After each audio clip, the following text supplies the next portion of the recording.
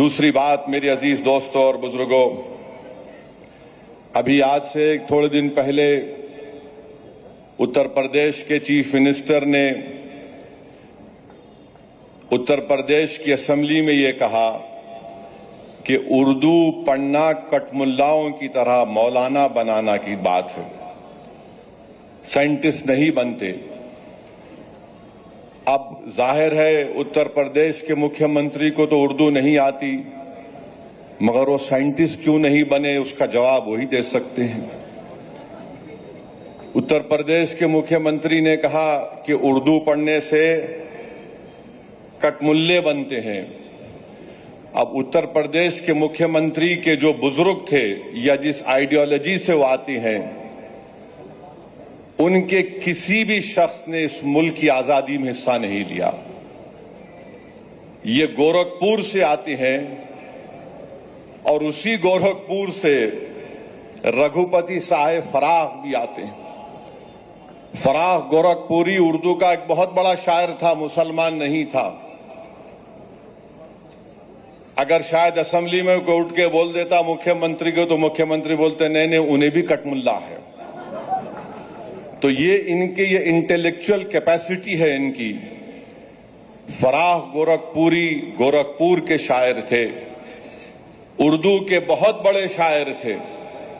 अब मेरे अजीज दोस्तों और बुजुर्गों, जिसके जहन और दिल पर गहन लग चुका है, तो दुनिया की कोई रोशनी उसके सर पे नहीं पहुंच सकती।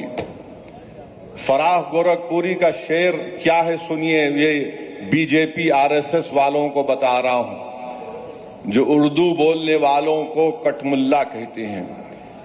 फराख गोरखपुरी ने कहा था, सरजमीन हिंद पर अक़वाम आलम के फराख, सरजमीन हिंद पर अक़वाम आलम के फराख, काफिले बसते गए हिंदुस्तान बनता गया। सरजमीन हिंद पर अक़वाम आलम यानी नेशंस आए इस देश में, बसते गए हिंदुस्तान बना। अब ये जो आर्ग्यूमेंट इनका आरएसएस का है कि नहीं ये बाहर से आए, तुम भी बाहर से आए। जितने आर्यंस है बाहर से आए, अगर ओरिजिनल है तो द्रविडियन और ट्राइबल लोग हैं। फराख गोरखपुरी ने सच्चाई को बयान कर दिया करता है।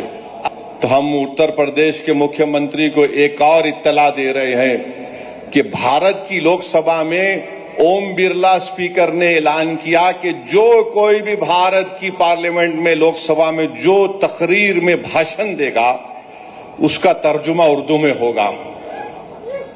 अब आप क्या बोलेंगे स्पीकर को? उर्दू आप जो जबान में देंगे, कई जबानों में तर्जुमा होगा। तो इनको नहीं मालूम, ये उत्तर प्रदेश के मुख्यमंत्री को ये भी नहीं मालूम कि उर्दू उत्तर प्रदेश की तहजीब का हिस्सा है। ये उत्तर प्रदेश और आरएसएस बीजेपी के लोगों को नहीं मालूम कि उर्दू को कॉन्स्टिट्यूशन का प्रोटेक्शन है, आइन की हिफाजत उसको मिलती है दीगर जबानों की तरह। उत्तर प्रदेश और मोदी को नहीं मालूम कि हर मुसलमान उर्दू नहीं बोलता, बल्कि ये मुसलमानों की जबान नहीं है, ये इस देश की आजादी की जबान रही है, ये इस मुल्क की जबान है। अब आप चले जाइए, नवायत मुसलमान है, कर्नाटका में उर्दू नहीं बोलते, कम बोलते। केरला चले जाइए, मोपिला अलग जबान बोलते, मलयाली बोलते। तमिल लोग तमिल बोलते मुसलमान। कर्नाटका के इंटीरियर में चले जाइए, कन्नड़ी बोलते हैं। महाराष्ट्र में जाइए, वो उर्दू भी बोलते, मराठी भी बोलते। गुजरात के मुसलमान हैं, गुजराती भी बोलते, उर्दू भी बोल लेते। अरे इस देश की खूबसूरती ये है,